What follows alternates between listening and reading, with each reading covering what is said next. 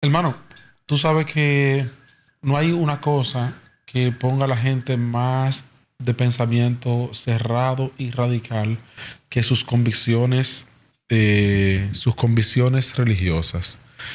Tenemos ahí un mismo lugar de adoración que coincide, el mismo El muro de las centro, el mismo lamentaciones. centro.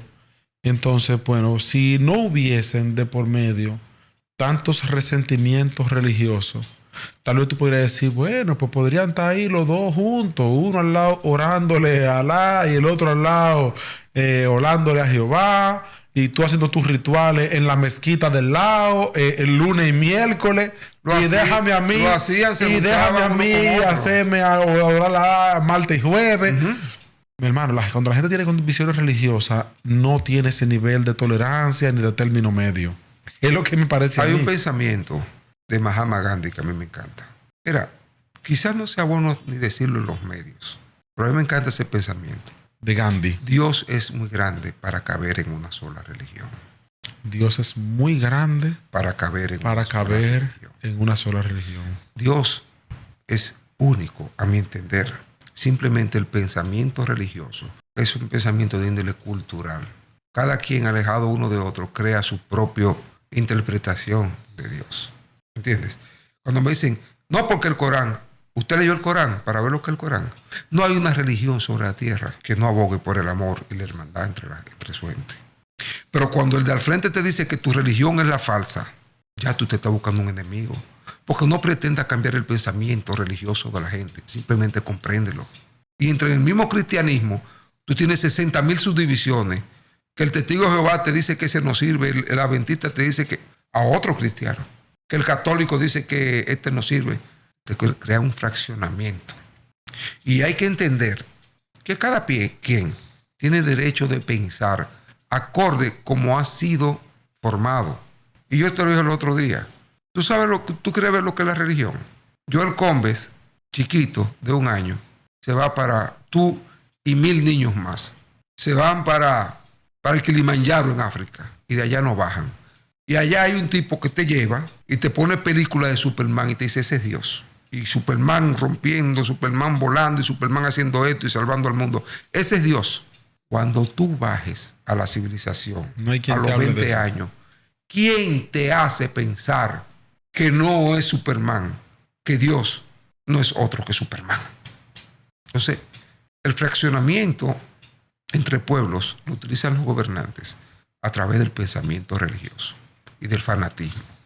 Israel y Palestina, ojalá algún día se pueda solucionar eso. Porque los infelices palestinos, cuando le dieron a Israel el pedazo que le dieron de tierra, que es cierto que los árabes lo atacaron al otro día del asentamiento, pero han ido conquistando más y más y más y más y más. La guerra con Egipto de los 6 días también ocuparon y han ido reduciendo un espacio que es hoy día ¿Como cuál los kilómetros la mayor cuadrados? densidad demográfica del mundo está ahí. Viven apiñados esa gente, sin acceso a muchos servicios básicos. Es una pobreza extrema.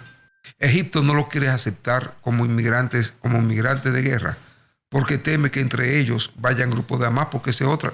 Nadie sabe quiénes son Hamas. Los Hamas están como los tipos de México, que mataban muchísima gente y nadie localizaba porque siempre estaban encapuchados. Tú puedes tener cualquier persona al lado tuyo que tú no sabes quién es y se hace más difícil cada día lograr un entendimiento. Y dicen que se involucran las naciones. Bueno, porque las naciones poderosas siempre se van a involucrar a favor Del que le convenga. del que le conviene y económicamente los que están bajo su dominio, porque son esclavos de los poderosos. ¿Y quién es el poderoso? Palestina es poderoso. Palestina no representa ningún interés a ellos. Humanitario, mentira. Ningún gobierno tiene interés humanitario. Todos los gobiernos tienen intereses económicos. Todos. Y territoriales. Y de fuerza. Y el que le dé mayor fuerza. Y el que más le convenga. Ojalá algún día, incluso todos los ciudadanos del mundo tomen conciencia sobre que en la tierra la convivencia pacífica es el mejor instrumento para alcanzar el desarrollo de los pueblos. Hermano, eso de la convivencia pacífica, ellos posiblemente podrían estar de acuerdo con usted. Un palestino podría decir, pues nosotros podíamos estar pacíficamente, nada más váyanse de ahí. Ustedes se van de ahí y estamos pacíficos. Y los judíos podrían decir, oh, pero perfectamente podemos estar pacíficos. Déjennos tranquilos en nuestro lado y no jodan. y podemos estar en paz. Es que la paz no es posible con intolerancia. Y el pensamiento radical religioso es un caldo de cultivo perfecto para la intolerancia radical. Ellos tienen ahí los ingredientes perfectos para tener una intolerancia perpetua al pensamiento contrario. ¿Y tú sabes qué es lo peor? O que viven pacíficamente o se termina un pueblo, el pueblo más débil. Y le tocará a los palestinos convertirse en lo que eran antes los judíos. Judíos, el pueblo errante. Palestinos, Nómadas. el pueblo errante. Regado por el mundo entero. Pero ¿cuál es el problema? Que al pobre no lo quiere nadie. Sería una migración muy diferente, porque la migración judía, bienvenida, porque crea bienestar económico, porque crea riqueza. En cierta forma, porque por ejemplo, en Alemania, ¿quién eran los poderosos cuando llega Hitler? Eran los judíos. El exterminio de los judíos por parte de Hitler no fue un asunto religioso, fue un asunto económico, hermano. Hitler necesitaba esos recursos que tenían los judíos para poder sustentarse, porque mientras el pueblo de Alemania, que estaba pagando el impuesto de la Primera Guerra Mundial a través del Tratado de Versalles, y cuando viene el colapso de la economía mundial, Alemania pasó tanto, el pueblo alemán pasó tanto trabajo como pasó el pueblo de Estados Unidos. ¿Qué pasa? Que mientras el pueblo alemán perecía, el judío seguía siendo poderoso. Y Hitler enfocó su vista en ellos cuando vio que no podía financiarse por ningún sitio, nada más con el dinero de los judíos. Un exterminio asqueroso, inhumano, porque ellos crearon riquezas en Alemania, una riqueza merecida, una riqueza trabajada, ¿verdad? Se hicieron poderosos. Y Alemania no hubiese logrado su desarrollo si no hubiese sido también por las mentes judías, por los grandes. Albert Einstein, ¿de dónde era? Judío. Alemán. Oppenheimer, ¿de dónde era? Judío. En Alemania había una gran población judía, porque ahí fueron uno de los lugares donde ellos se radicaron después que salieron de España e hicieron sus grandes fortunas traídas desde otro sitio hacia Alemania. Todo ese ideario de esos dos pueblos está creado en unos textos. Ese principal que usted citó al principio pertenece al Pentateuco de Moisés. Se le atribuye a Moisés haber escrito sus primeros 5 libros, donde está esa historia de... Dicen 5, son 6, porque tú vas a tener que son Génesis, Éxodo, Levítico, Deuteronomio. Y números. Levíticos y números, no, Moisés lo escribió, pero fue tomado prácticamente del código egipcio. Sí. Era prácticamente de ahí. Y el 6º libro es el que... el Éxodo es el único que podría ser medio autobiográfico.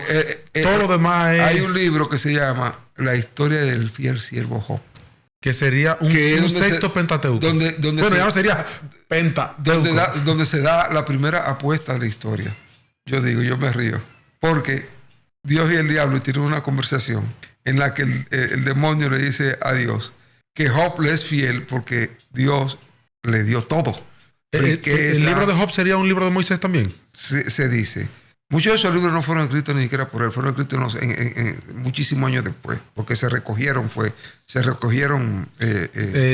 tradiciones orales. Y le dice... Una apuesta entre Dios y el diablo por Job. Por Job. Y le dice Dios al diablo, que yo te voy a demostrar que él me es fiel. Pero ¿cómo no te va a ser fiel? Tú lo tienes parado. Sí, pero entonces... Tú lo tienes buena. No, hazle lo que tú quieras.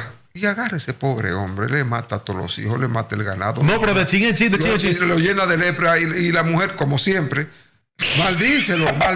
No, yo permanezco fiel. La mujer no estaba ayudando. Una cruel. Sí, porque la mujer siempre fue vista en muchos pasajes de la Biblia como un personaje terciario, a excepción de 2 o 3, ¿verdad? Era un personaje terciario. Fíjate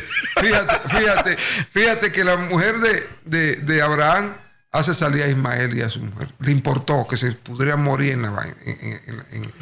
Y Abraham... Y Abraham fue un mamita, porque ese hijo suyo de por Dios para dejarlo que se vaya. Que Dios le dijo que no iban a pasar trabajo y formará una gran nación. Dios le dijo formar una gran nación y formó una gran nación que es la nación contraria ahora a los preceptos de los judíos.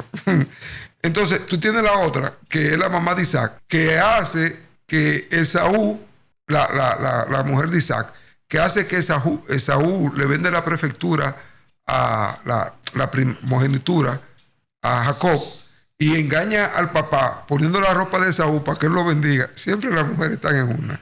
Pero entonces, como con un sancocho. David se enamora de una mujer que lo volvió loco porque se bañó en cuera en un patio y fue capaz de mandar a Urías a la guerra, que lo matara primero para quedarse con la mujer y poder tener a Salomón.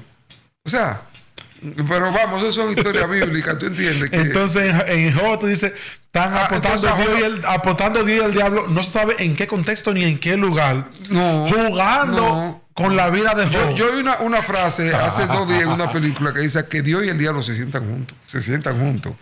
Y ellos estaban discutiendo ahí, apostaron, el pobre Job se pudrió en vida prácticamente, hasta que Dios le dijo, tú ves, puedes hacer lo que quieras, pero no lo mates.